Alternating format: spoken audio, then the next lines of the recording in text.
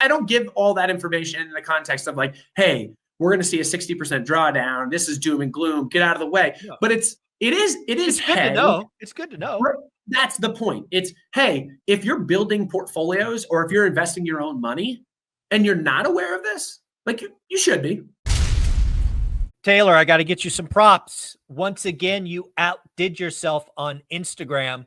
You did a quick 60-second reel on Jeff Gundlach talking about the chances that we are in a recession right now are greater than 50%.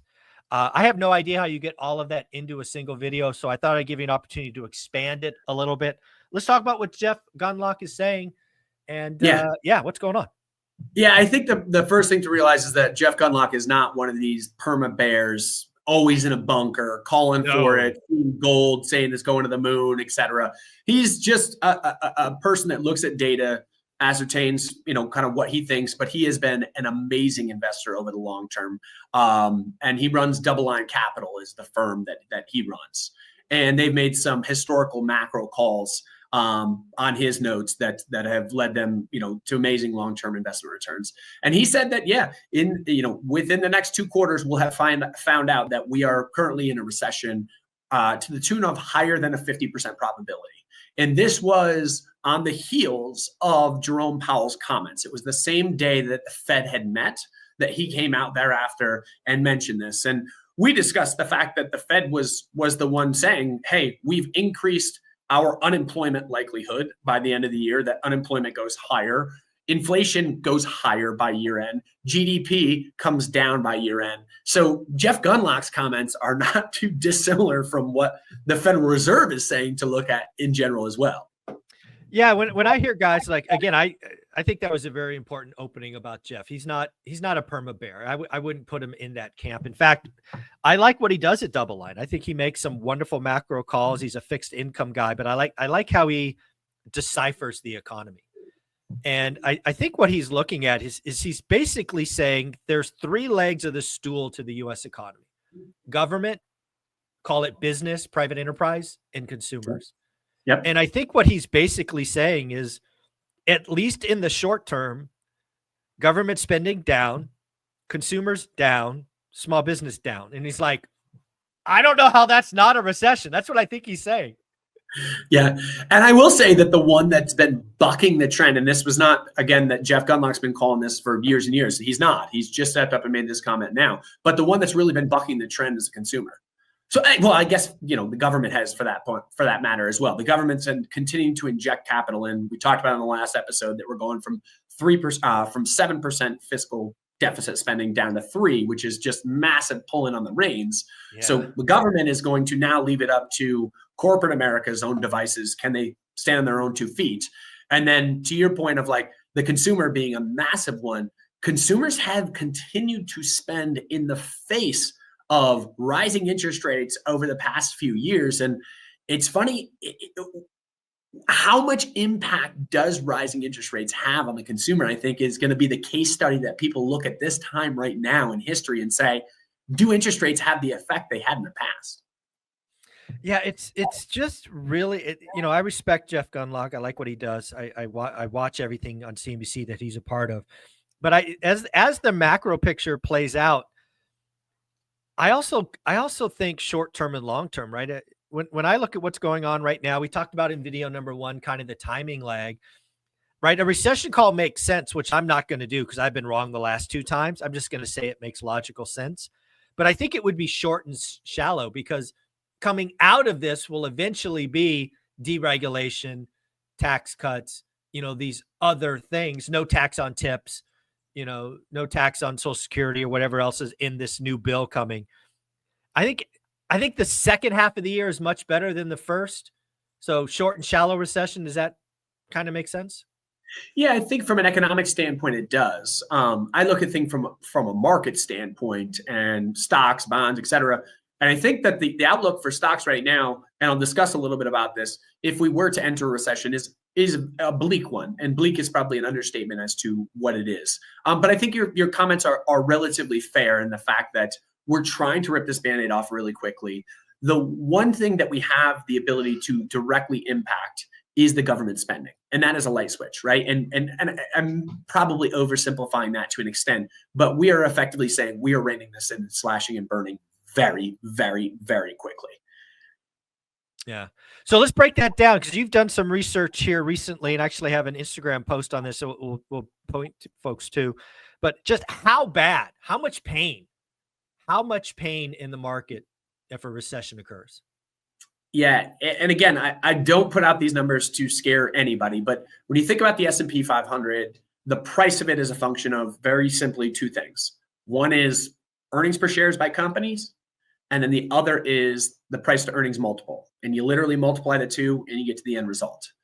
So currently, the most recent EPS data that we have for the S&P 500 as of end of Q3 of 2024. So 930 data. And at that point, S&P 500 companies were producing just above $200 worth of earnings, a little less than 201. And what you have is a 28-time multiple on that, which is the price to earnings multiple. So 5,600. Yeah. Yep. Yeah. So it was 28 and change. It actually wound up being 5,700, but your math is perfect. You're right. So just to give a little context as to when you go into recession. So I looked at the last recessions going back to the Great Depression, and I actually backed out the Great Depression and the Great Financial Crisis to take away the really nasty the tail risk. Okay. The absolute tail risk nastiness. Okay. So reduction in earnings are about 8.4% for the average. So it's not like there's this bloodbath of earnings just absolutely spiraling. All right, so let's just keep the math going, right? Let's call it 8% on 200. So you go from 200 to $184 roughly. Yep, exactly right. So you're at $184. And by the way, if you were to include the Great Financial Crisis and the Great Depression, the average is 18%. But there are obviously massive anomalies that take it down even further. All right. So that's okay. You go from 200 to 183, 184, whatever that number is. Yeah. And that's not a massive downside, to state the obvious. Okay. Where the massive downside comes is on the backs of 2 years in a row of 25% growth out of the S&P 500, with earnings not being the driver of all that. A lot of it just being the sentiment and the level of comfort that people have buying these companies have just driven up that multiple. So the trough multiple during the average recession, again, back out the two nasty ones, is 13 times. So and now 28. 28. Now it's trailing earnings, to be clear, not forward earnings. Right. So all of a sudden now you take that, multiply it times 13, and you're at a 2,400 level on the S&P. Because it's more than half. Yeah, 58% is the reduction in the S&P 500. If you just go to averages, and again, we don't know that a recession's coming, but if a recession does present itself and you just take the average, again, taking out the glaring nastiness of the Great Financial Crisis and the Great Depression, that lands the S&P 500, just taking the average, at 2,400. So I don't say that. Go ahead. That's wild. And again, this is ex-GFC, ex-Great Depression. Correct. You're getting a 50% drop in the S&P 500. 58. Yeah. Dude, I was rounding to make it a sexy number. Oh. Well, reality is you round like Jerome Powell in the Fed rounds. Rounds to 50. Yeah, how did 58 become 50? I just dropped the 8. Exactly. Not really rounding. Oh my I think the reality is, like, one, know that is considering that we're going into recession. That is a huge unknown to begin with. But regardless, we're at a price to earnings multiple right now that's at 1.5 standard deviations away from the average, not in a recession, just the average throughout history. So that means that we're more expensive from every dollar we're paying for every dollar worth of earnings. We're paying more than we have 93% of the time throughout history. And that's against the backdrop where people are starting to get nervous about a recession. It's not priced into stocks. Yeah, regression to the mean is painful, right? It is. It is. And so I don't give all that information in the context of like, hey, we're going to see a 60% drawdown. This is doom and gloom. Get out of the way. Yeah. But it is. It's good to know. It's good to know. That's the point. It's, hey, if you're building portfolios or if you're investing your own money and you're not aware of this, like you should be. You should be. Well, let me ask you this. So let's just pretend for a moment. Let's fast forward. It's November 17th. I have no idea why I picked that day. November 17th.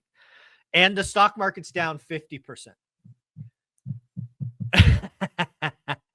How many cuts do we have from the Fed at that point? All the way to zero. We go right back to zero? Right back to zero. Would you expect anything different if we have? I was hoping we'd stop at like 2. No, not at a 50% drawdown in the stock market. Now, granted, what's going to be going on in the backdrop of the economy if it draws a 50% drawdown in the stock market? Like, these things don't happen in a vacuum. We're not, we're not experiencing that without the negative news out of the economy as well. Yeah, I mean, yeah, because you would have negative GDP, you'd have unemployment rate spike. I mean, it would be correct. It would be a set of dominoes, like correct, like others. But zero. Yeah. To be clear, we will be at zero. There's no hope that we learned our lesson. We're not going back to zero. Absolutely not. Absolutely not. I was hopeful. I just think we got to be done with zero. Silver lining there is. Yeah. If we start issuing new debt at that point, it's not as expensive for our government to pay the interest. And let's hope our Treasury Secretary this time is smarter to term it out instead of going short. Again, we talked about that on one of our other videos. Trump's greatest move ever was to say, "Hey, let's issue 100-year debt." Yeah, and we didn't do it. Let's term it Instead, we like to fund things on the 3-month end of the curve. It's like, come on, Janet Yellen, you're smarter than that, or I think at least you were supposed to be smarter than that.